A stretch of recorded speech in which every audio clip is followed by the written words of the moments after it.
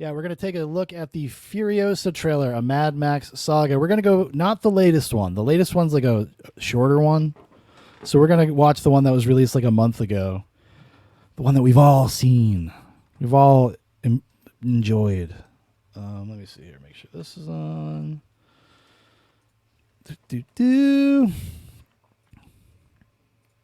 All right. Here we go.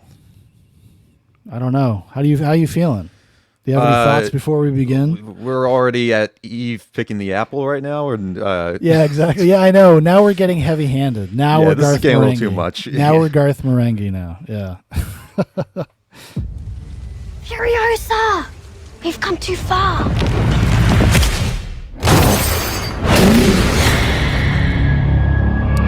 I will say this. That looks cool. Yes. And now, if he's bringing more of the natural world into it too, which is kind of cool, I suppose, because it's like before things have gotten even worse. Mm-hmm. There's still a little bit of like life left in the world. Yeah. Okay. Furiosa!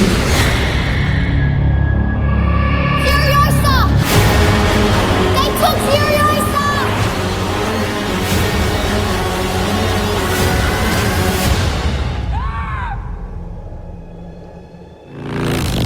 As a child, my world was forever changed. All right, so how are we feeling? Like legit? It's feeling less like well, yeah. I mean, it's not even in the title anymore. It's feeling a little bit less like a Mad Max movie and more like just a Fury Road sequel or like in universe. No, it definitely is because aesthetically it's matching it directly, right? Yeah. So it doesn't like because each Mad Max film up until this point has always had like its own natural sort of weird offbeat tone. I mean, maybe save the first one; it's a little bit more traditional. But well, like the first one's a little more traditional, but the second one it's still natural, but feels a little bit more like stylized. Right. And then Thunderdome, he's off in like almost Fantasyland territory, almost like steampunk, cyberpunk territory in that one. But yeah, I will say this though: the footage so far, I know we haven't seen much, but it doesn't look as bad as I remembered. And I'm thinking because I think it's the final few shots that sticks in everybody's mind that really looks like a cartoon. Mm-hmm. But maybe we'll see. We'll see. My mother was magnificent. And he took it all from me. I'm not super stoked about what's his face here. Hemsworth. For some reason, like the characters, like the nose. Where is it? Show me his face, dude. From me.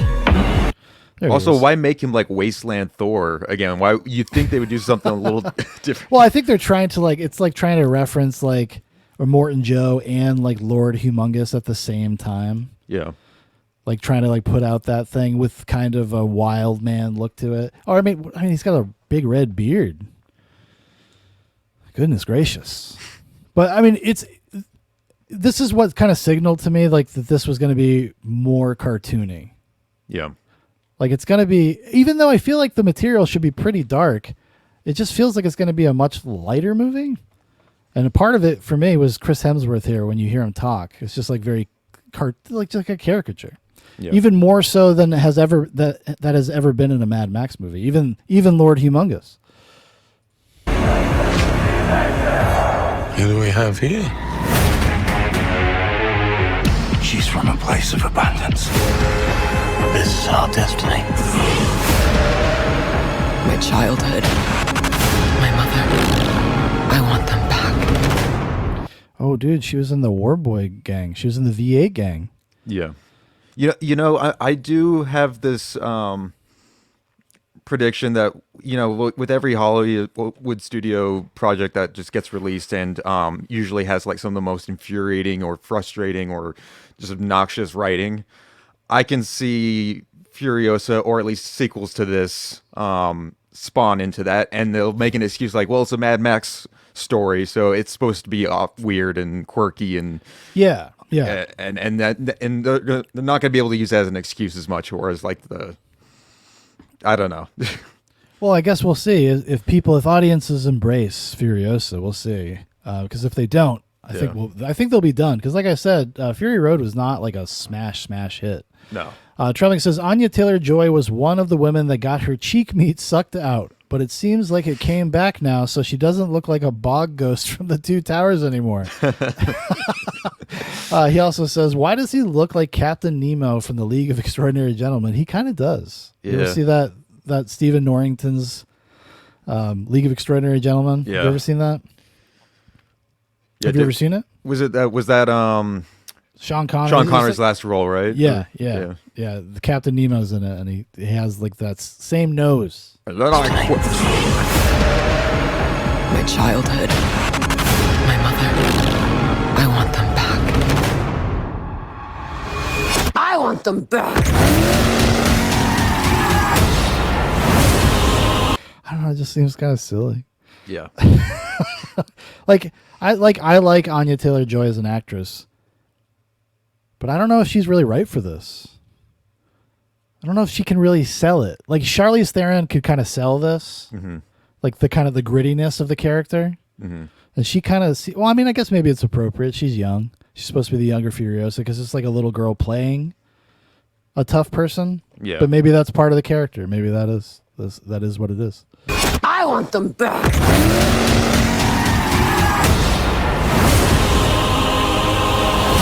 Whatever you have to do, however long it takes, promise you'll find your way home. Protect the green place. It's time to take what's rightfully ours. Ready? Yeah, like stuff like that. It's getting a little too cartoonish, like you said. Yeah, I mean, it's almost like camp. It's like borderline campy. And it's like almost like a mix between Fury Road and a little Thunderdome in here. Yeah. There's something about it. There's just something off. Like I'm having a hard time like articulating because like, when you look at the images and stuff and the kineticism of it kind of works. Like, I feel like we're going to get another kind of kinetic movie like that, or at least the set pieces will be that way in the same way that Fury Road was. Yeah. I feel like that's definitely there. And it looks like they're shooting it in the same way. Something we didn't mention in the review is one of the unique things about the way that they shot the movie was that all the action, everything that your eye is supposed to look at is always in center frame. Yeah. And they did that so that they could do a lot of quick editing and you wouldn't like go cross-eyed. And it seems like they're doing a similar thing with this movie. Like where your eye is supposed to be is like dead center of the frame. Find your way home. Protect the green place. It's time to take what's rightfully ours. Ready? Steady? Go! Now, there was a rumor. Isn't this allegedly like Mad Max? I don't know if that was true. I thought I read something about that. I'm not sure. Yeah. Though. If you haven't heard anything like that? I haven't heard anything about. So like they would have gone with a new actor, I guess, again.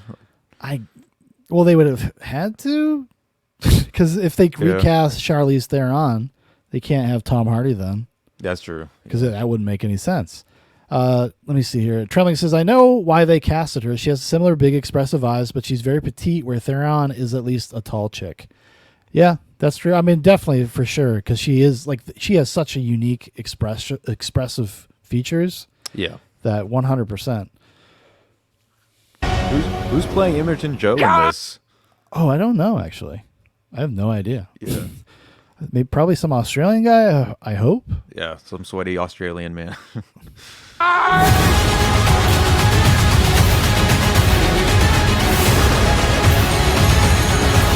Where are you going?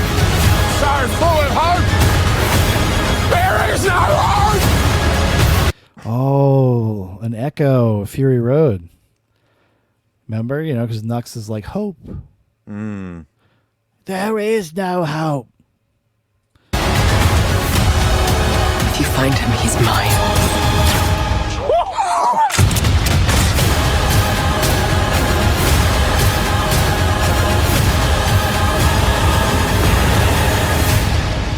Definitely a lot more CGI in this one. Yes. Like mixed in with like in a more like prominent way than Right. Fury Road for sure. I mean, but it's, you know, I'm not despising this. I have to confess. I am not despising it. And I think it's really just more the trailer itself. It's very kinetic. The music is working pretty well for me. What about you, Jeremy? How are you feeling about it?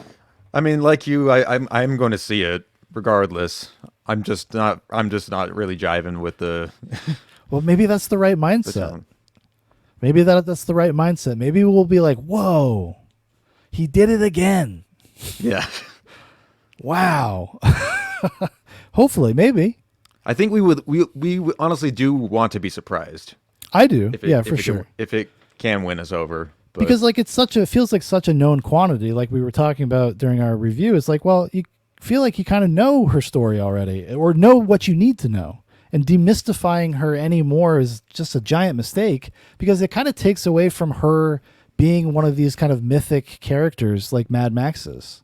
Mm-hmm. You know what I mean? Like by demystifying it, just like letting us know too much about it. And also, like so what is she going to do? Have the same like arc in this one that she does in Fury Road? Yeah. You know, is the journey going to be the same thing? Yeah. It's just prequelitis. Like we know her conclusion. We know how her story ends. Yeah, and I bet she makes a deal with Immortan Joe. Yeah. To get Chris Hemsworth's character. That seems like what is going down. Yeah. Like they're agreeing both mutually, and that's how they met. It's a nice meet cute moment, you know. I think that's what they call it. Yeah.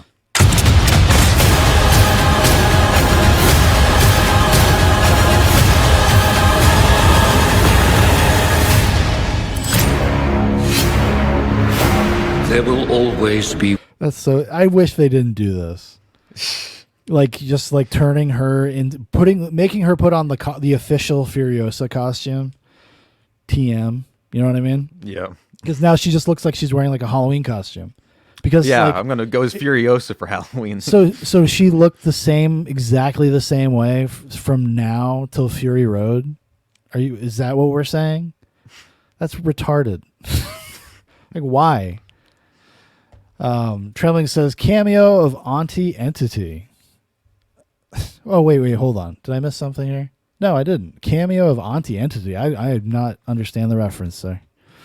War, but to get home, Furiosa fought the world.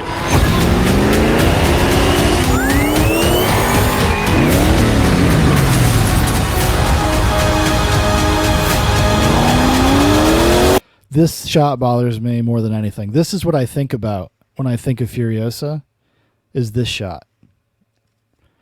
This is what I think when people are saying, oh, it looks like it's like AI generated. Yeah. Like a video game. Like this looks like a fucking video game cutscene right here. Yes. And I think this is having this image being like the final thing that you're left with.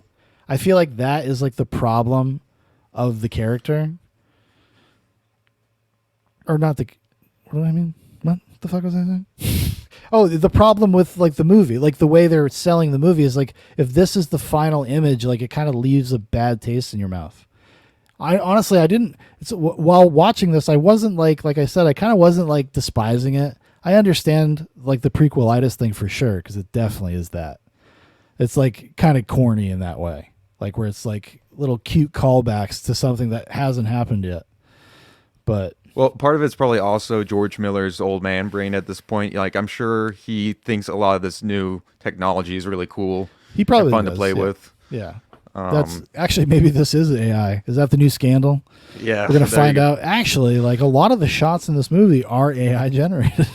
And that's how you're going to get more people turning on it. Trembling says Tina Turner's character from Thunderdome. Ah, thank you, sir. I can't. Well, I don't. You know, I honestly, I was going to rewatch Thunderdome before we did this, but I just ran out of time. But that's not one I go back to very often. I think I've only maybe ever seen it like 3 times. Yeah. Maybe I feel like I'm due though. I feel like I'm due. Remember me. Do you know what it actually kind of reminds me of? Like a Bollywood action movie, like RRR. Yeah, yeah. Even in this title and the way the background, music is like gold. cha-cha-cha-cha. Yeah. Even kind of the way the movie looks. Yeah. Little Bollywood action, dude.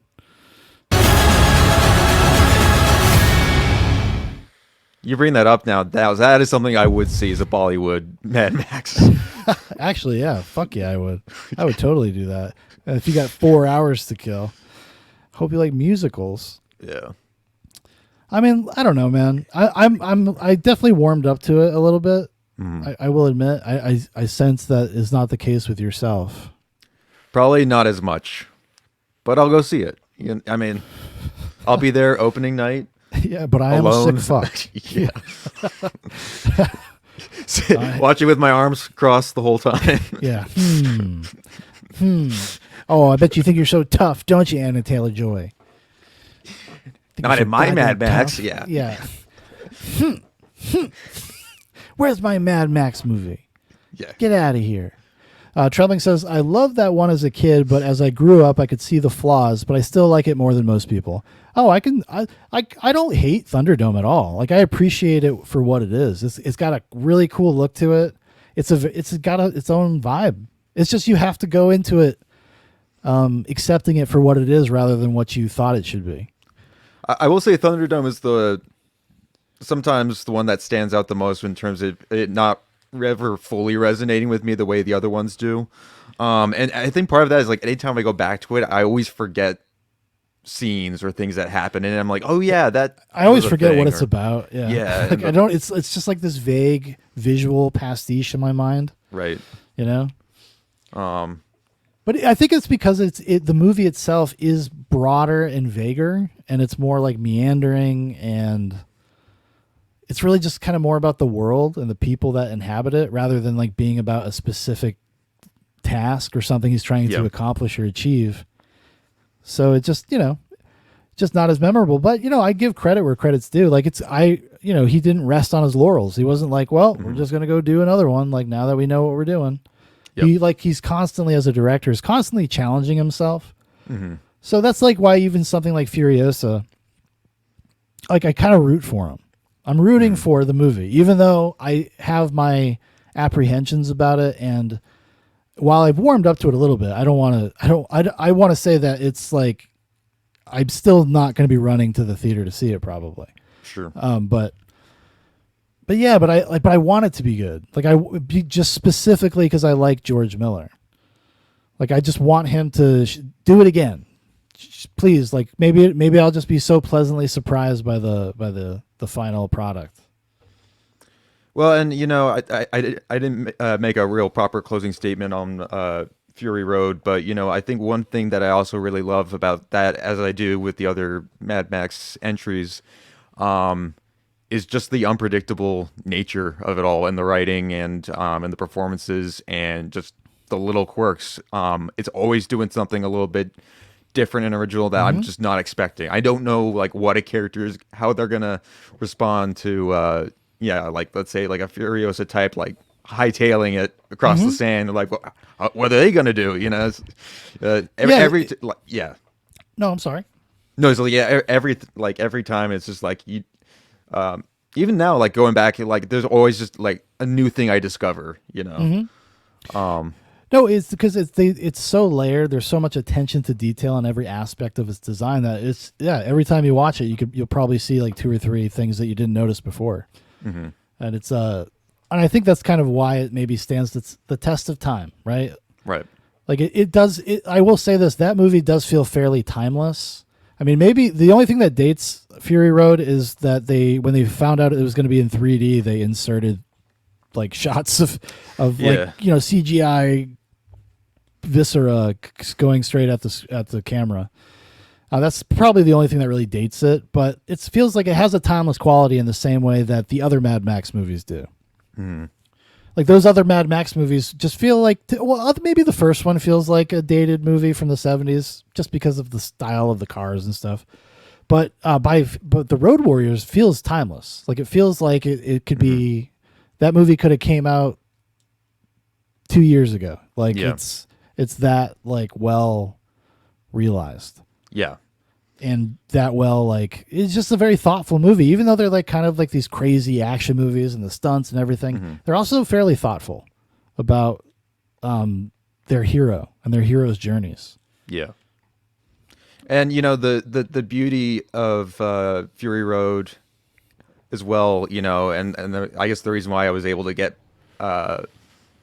people I knew into it, like who had never heard of or watched anything Mad Max related, is that you can still watch it on its own and you'll follow along just fine. You don't need to see the other three to inform it at all. And that's kind of very true. contained. It's kind of true with all of them, I would say. I Yeah. mean, to one degree or another. Like, you could watch The Road Warrior not having seen the first one.